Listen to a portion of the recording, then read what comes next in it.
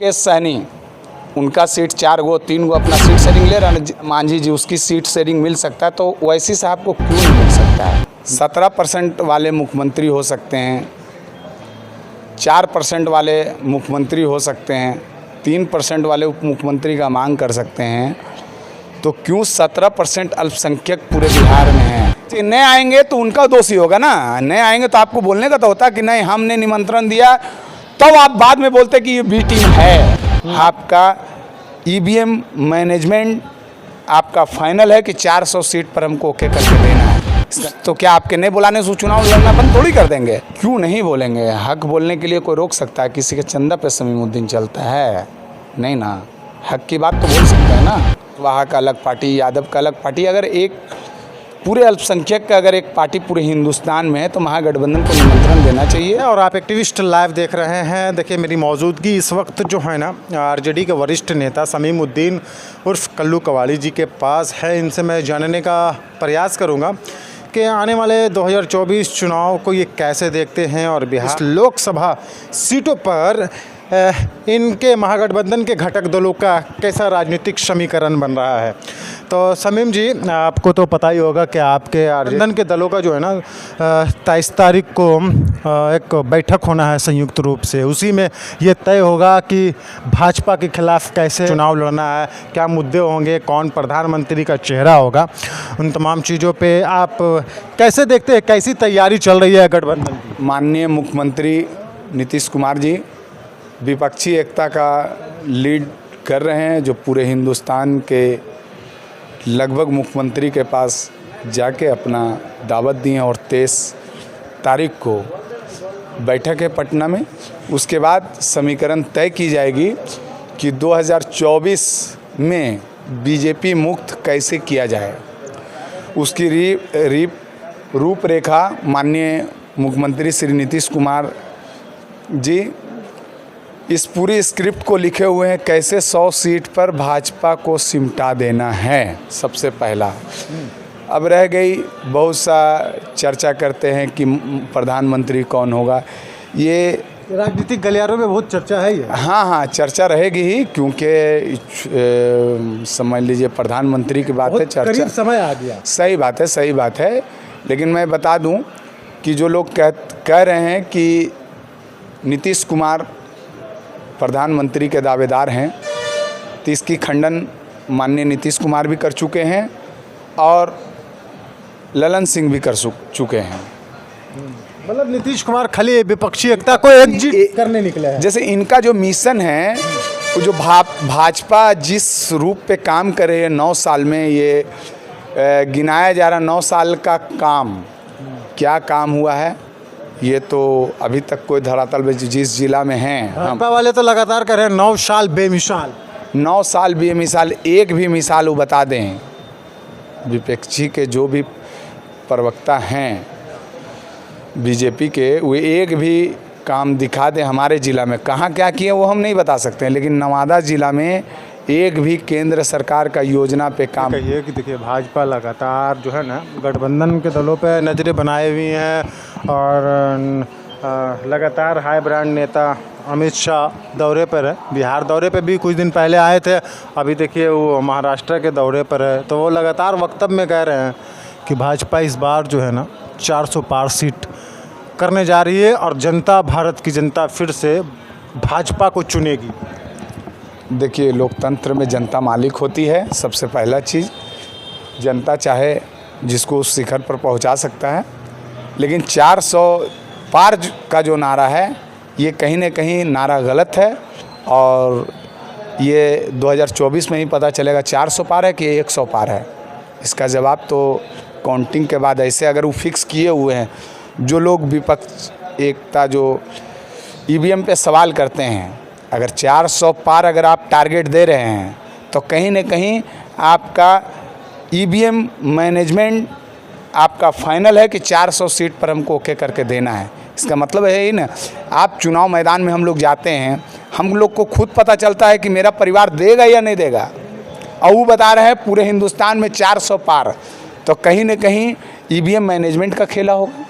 अगर होगा तो मैं फिर बता दूं, नहीं तो आम जनता अगर उनको वोट करेगी तो 100 सीट पार नहीं करेंगे। आपको नहीं लगता कि एक हैदराबाद की पार्टी कही जाती है, असदुद्दीन ओवैसी है ब्रांड नेता, वो भी है, उसकी प्रतिक्रिया पे तमाम भाजपा के नेताओं के प्रतिक्रिया निकलते हैं, आते हैं, और एक बहन कुमारी मायावती की पार्टी है, ये दो चेहरे, ये दो पार्टी नहीं लगते हैं कि आपके महागठबंधन में होने चाहिए थे? अगर नहीं होगा तो कितना नुकसान होगा? नीतीश कुमार जी जो लीड कर रहे हैं उनको इस सब चीज़ को तो सोचना चाहिए। अगर ऑफ़र दिए और नहीं आए तो उनकी गलती है, लेकिन ऑफ़र देना चाहिए, महागठबंधन में आने का निमंत्रण देना चाहिए। और नहीं, अगर किसी कारणवश अगर नहीं आ पाए महागठबंधन में AMIM और बहन मायावती, तो महागठबंधन का फिर कोई लाभ नहीं दिखेगा। कि सरकार रही 4 बार की मुख्यमंत्री रहे, तो इतना आसान नहीं है कि उनका जनाधार है, ऐसा भी नहीं है कि जनाधार उनका ख़त्म हो गई। हर लोकसभा क्षेत्र में उनका 10-20 हज़ार 30 हज़ार जनाधार आज भी जिंदा है। आज भी मायावती का जो कैडर है, माननीय काशीराम जी का, वो कैडर आज भी जिंदा है। वो चाहे जिसकी सरकार आएगी, लेकिन वो वोट मायावती नहीं, हाथी छाप को जानता है, मायावती को नहीं जानता। हाथी छाप को वोट दबाएंगे जो उनका कैडर होगा। और जो AMIM का जो कैडर है, वो चाहे जहाँ से उनको टिकट गठबंधन में अगर मिला लेना चाहिए, मेरा उपदेश के अनुसार से नहीं मिलाती है तो महागठबंधन के लिए नुकसानी हो सकता है। ये सबसे पहला चीज़, सभी समाज का अलग अलग पार्टियां हैं, कुशवाहा का अलग पार्टी, यादव का अलग पार्टी। अगर एक पूरे अल्पसंख्यक का अगर एक पार्टी पूरे हिंदुस्तान में है तो महागठबंधन को निमंत्रण देना चाहिए, और जो सीट शेयरिंग का हिस्सेदारी होना चाहिए वो उनको मिलना चाहिए। आप मुझे पहले ऐसे नेता दिखे जो खुल करके अपनी मुखरता के साथ बात कर रहे हैं। क्यों नहीं बोलेंगे? हक बोलने के लिए कोई रोक सकता है? किसी के चंदा पे समीमुद्दीन चलता है? नहीं ना, हक की बात तो बोल सकते हैं ना, कहीं से कोई लेकिन परंतु नहीं। जो हक है उनका, जो सीट शेयरिंग, अरे बोलिए ना, मुकेश सहनी, उनका सीट 4 गो 3 गो अपना सीट शेयरिंग ले रहा है, जिसकी आबादी परसेंटेज जो जोड़ा जाता है, मांझी जी, उसकी सीट शेयरिंग मिल सकता है, तो वैसी साहब को क्यों नहीं मिल सकता है? मिलना चाहिए। अगर नहीं होगी तो ये नुकसानी हो सकता है ना?